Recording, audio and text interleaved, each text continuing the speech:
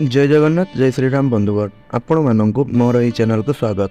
बंधुगण आज मैंने आपण यही वीडियो रे जानिबा को पाइबे कि आज पालित हेबाकु थिबा मोहिनी एकादशी दिन को नहीं किछि उपाय एवं किछि भाग्यशाली राशि मानक संपर्क रे। बंधुगण यही दिनटी अत्यंत शुभ दिन अटे एवं यही दिन रे किछि राशिर व्यक्तिविशेष मानकर भाग्यर ताला खुलिबा पई जाउअछि, जहाँकि यही राशि मानकर मुंड उपरे स्वयं माता लक्ष्मी निजर हाथ रखा जाउछंती, जहाँकि यही राशिर व्यक्तिविशेष मानकर भाग्य थिबा समस्त आर्थिक समस्या दूर होगा जाउछि। तेबे बंधुगण आमर सनातन धर्म रे एकादशी दिनर बहुत अधिक महत्व रही एवं प्रभु विष्णु पाई एकादशी व्रत पालिबा यह अत्यंत शुभ बोली माना जाए। धार्मिक ग्रंथ अनुसार मोहिनी हेउछि भगवान विष्णुंकर एकमात्र नारी अवतार, जहाँकि समुद्र मंथन समय अमृत भंडारर सुरक्षा पाई दायित्व नहीं हेले पंचांग अनुसार 2024 मसीहा 19 मे रे मोहिनी एकादशी पालन कराजिबो। एहा सहित एही दिन शुक्र ग्रह निजर राशि चिन्ह परिवर्तन करिबा पई जाउछंती। एही समय रे से राशि चक्र रे मेष राशि रो वृष राशि को चलन करिबा पई जाउछंती, जहा द्वारा कि अत्यंत शुभ युग सृष्टि हेबा पई जाउछि। तेबे बंधुगण मोहिनी एकादशी दिन बा आज दिन रे शुक्र ग्रह मेष राशि बाहरी वृष राशि रे प्रवेश करिवे, जहा द्वारा किछि राशिर व्यक्तिविशेष मानक पई एहा शुभ युग सृष्टि करिवो। एहा सहित सही राशिर व्यक्तिविशेष माने अत्यंत भाग्यशाली हेबा पई जाउछंती, आउ सेमानकर भाग्य खूब चमकिबा पई जाउछि एवं सेमाने खूब लाभवान हेबा पई जाउछंती। तेबे बंधुगण एही मोहिनी एकादशी ठारू केउ राशि मानकर भाग्य संपूर्ण रूप से परिवर्तन हेबा पई जाउछि, जहाँकि माँ लक्ष्मी एवं भगवान नारायणकर असीम कृपा दृष्टि रहिबा पई जाउछि। सही राशिर व्यक्तिविशेष मानक विषय रे आसंतु संपूर्ण रूप से जानिबा एवं आपण माने एही वीडियो शेष रे जानिबे जे एही मोहिनी एकादशी दिन आपण केउ उपाय करिबा द्वारा माँ लक्ष्मी कृपारु आपणक गृह रे धनर वृद्धि होइताए एवं भगवान विष्णु कृपारु आपणक गृहर समस्त प्रकार समस्या आपणकर दूरीभूत होता है। तेबे बंधुगण मोहिनी एकादशी विषय रे संपूर्ण रूप से जानिबा पई हेले आपणको वीडियोटी को प्रथम रु शेष पर्यंत संपूर्ण रूप से देखिबा पई पड़िबो एवं एहा सहित जदि आपण माने हमर एही चैनल रे नुआ करी जुड़ी रहउछंती तेबे आपण माने हमर एही चैनल को सब्सक्राइब करंतु एवं वीडियोटी को गोटे लाइक निश्चय करंतु। एहा सहित कमेंट बॉक्स रे आपण माने जय माता लक्ष्मी जय श्री विष्णु निश्चय लिखि दियंतु।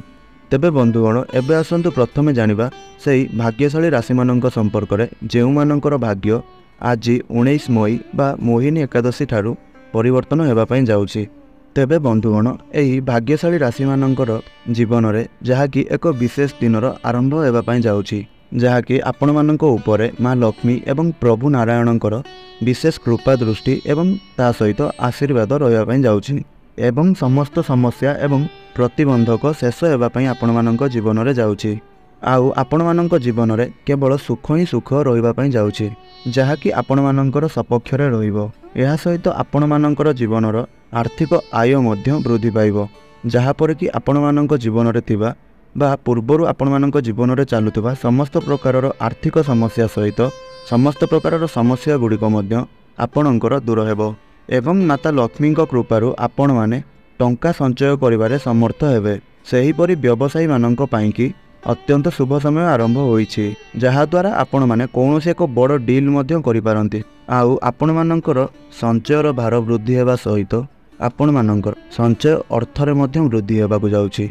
आउ गुप्त संबंधी समस्या गुड़िक मध्य आपणकर दूर हेबो एवं आपणक परिवार रे मध्य अत्यंत सुख समृद्धि भरी रहिबो। आउ एही समय रे आपणकर शुभ समय आरंभ होइतिबा कारणरु आपण माने निजर वैवाहिक जीवन रे मध्य अत्यंत सुखर समय निर्वाहित करिवे।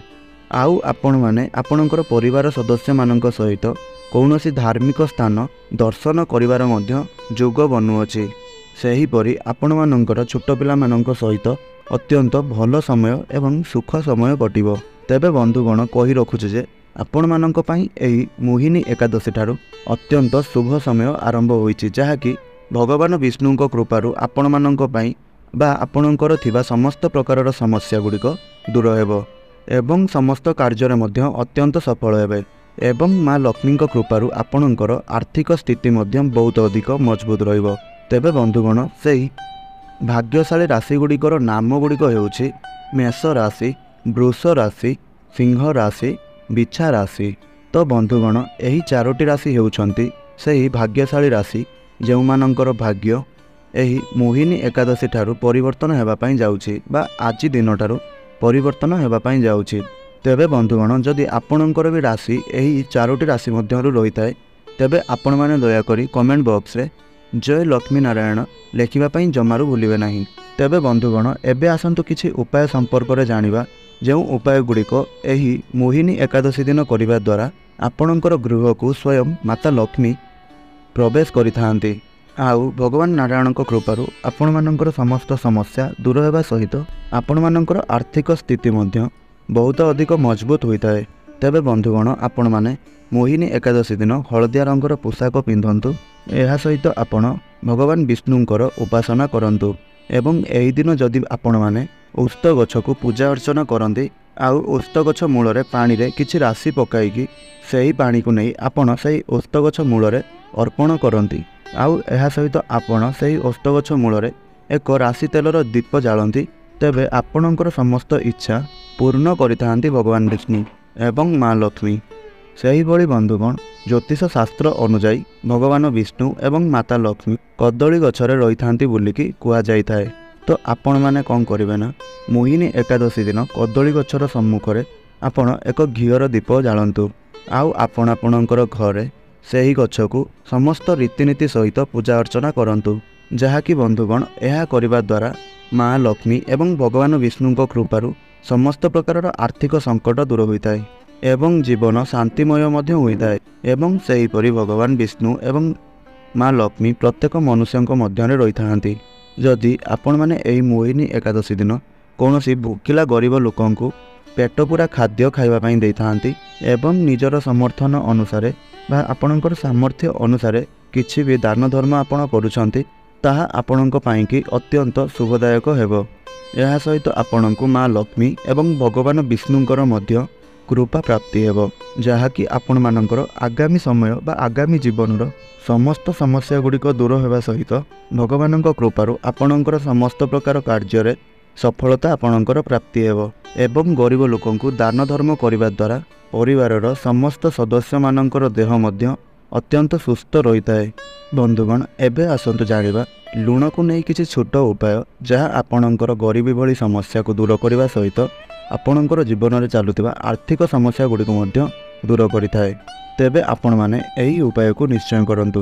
ଘରେ ଧନର ବୃଦ୍ଧି କରିବା ପାଇଁ କାଚର ଆପଣମାନେ ଏକ ଗ୍ଲାସଟିଏ ନେବେ ଏବଂ ସେଥିରେ ପାଣି ଏବଂ ଅଳ୍ପ କିଛି ଲୁଣ ମିଶାଇ ତାକୁ ନେଇ ଆପଣ ନିଜର ଘରେ ନୈଋତ୍ୟ କୋଣରେ ରଖିଦେବେ। ଏହାଦ୍ୱାରା ଆପଣଙ୍କ ଘରେ ଧନର ଅଭାବ ଦେଖାଦେବ ନାହିଁ।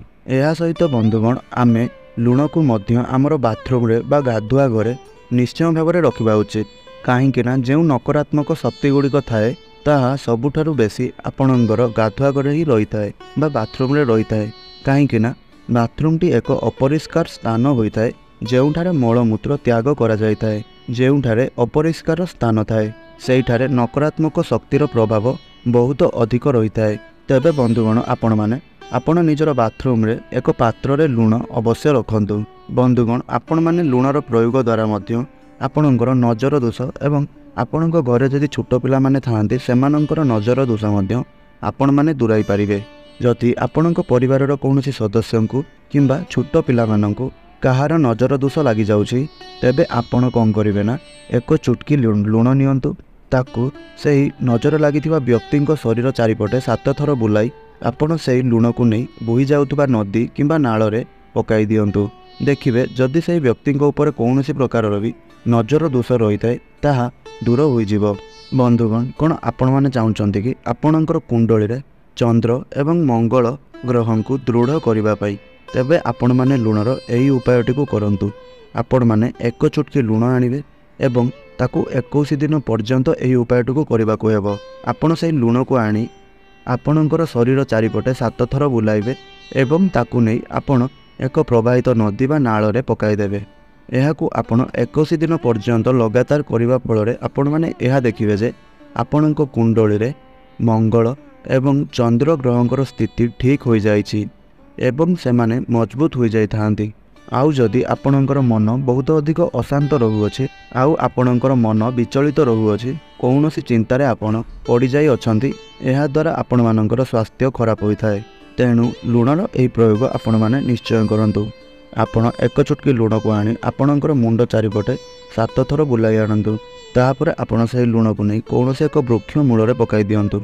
एहा द्वारा आपणकर मन बिल्कुल शांत रहिबो आउ आपणकर चिंता मध्य दूर होइजिवो। घरे कली झगड़ार बंचाई जदि पति पत्नी मध्य सदा सर्वदा कली झगड़ा हेउअछि तो आपण आपणक घरर समस्त स्थान रे अल्प अल्प लुण अवश्य रखंतु एवं आपण सप्ताह को सप्ताह एहाकु बदलाई थांतु।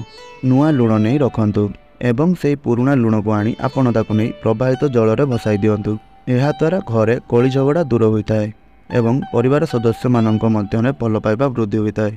एबे जानिबा लुणर दुईटी दुर्लभ उपाय जहाको आपण रखिबा द्वारा आपणकर गृह को माता लक्ष्मींकर आगमन होइताय। तेबे प्रथम जिनिसटी हैला आपणकर लुण डबारे 5टी लवंग निश्चय रखंतु। बंधुगण लुण हेउची शुक्र ग्रहर प्रतीक एवं लवंग हेउची शनि ग्रहर प्रतीक। शुक्र एवं शनि एही दुई जण मिसी धनयोग बनाई थांती जहा द्वारा आपणक गृह रे धनर वृद्धि होइताय।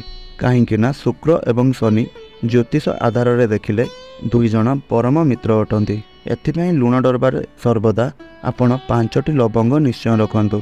देखिबे केबे भी धनर कमी हेबो नाही। द्वितीय रे लुण डबारे आपण तुलसीर 5टी पत्र रखंतु। एही जो तुलसी अटे यह बुध ग्रहंकर स्वरूप माना जाइथाय। जेते भी सबुज वृक्ष थांती सेमाने बुध ग्रहंक द्वारा परिचालित अटंती एवं लुण रे शुक्र ग्रहंकर प्रभाव रहिथाय। तो बंधुगण शुक्र एवं बुध एही दुई जण मिसिकरी धन जुगर निर्माण होइथाय। एहा द्वारा आपणक घरर पिला मानकर बुद्धि तीव्र होइथाय एवं आपणकर घरे धनर वृद्धि होइथाय। एहा सहित आपणक गृह को माँ लक्ष्मी आसीबार बाट मध्य खोलिथाय एवं माँ लक्ष्मींकर आशीर्वाद मध्य आपणको प्राप्ति होइथाय। तेबे बंधुगण जदि आपण मानकु एही भिडियोटी आजिर भल लागुछि एवं भगवानक कृपारु एही राशिर व्यक्तिविशेष माने जो माने भी आमर एही भिडियोटी को देखुचंती से माने एही भिडियो को लाइक करिबा पई बिल्कुल भी भूलिबेनी एवं कमेंट बॉक्स रे जय माँ लक्ष्मी नारायण लिखिबा पई कदापि भूलिबेनी जहाँकि माता लक्ष्मी एवं भगवान नारायणकर कृपा सदा सर्वदा आपणक उपरे एपरि रहिताउ एवं आपणकर भाग्य सदा सर्वदा एमिति चमकुथाउ। तेबे बंधुगण आज भिडियोटी को एइट रखुछि एवं भिडियोटी को आपण शेष पर्यंत देखिथिबारु बहुत बहुत धन्यवाद। जय श्रीराम जय जगन्नाथ।